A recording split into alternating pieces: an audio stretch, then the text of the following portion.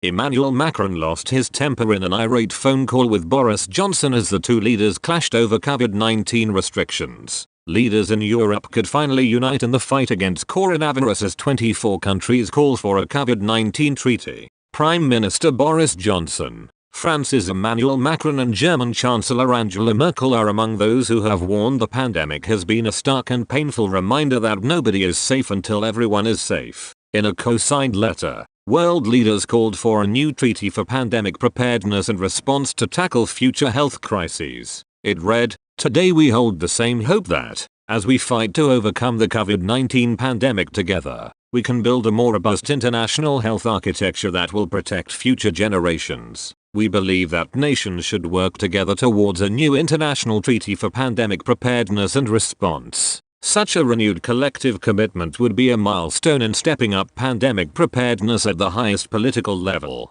Mr. Macron in particular has clashed with Mr. Johnson during the pandemic. As COVID-19 began to sweep through Europe in the 20th of March 20, the French president had a tense phone call with the Prime Minister. By the 20th of March, there had been 50 confirmed deaths but just 700 positive tests, an indication of the UK's poor tracing system. After London Mayor Sadiq Khan had already urged the Prime Minister to take action, it was then the turn of the French president, as highlighted in Failures of State by Jonathan Calvet and George Arbuthnot. Mr. Macron called Mr. Johnson. The French leader was described as irate and had reportedly become impatient with the UK for not locking down as France had done. Details of the conversation were leaked to the French newspaper Libération. Its report said, Macron loses his temper on Friday morning. He calls Boris Johnson. "Look here, our police have been instructed to close the border with the UK. Everything is ready to go unless you announce measures to fight the pandemic."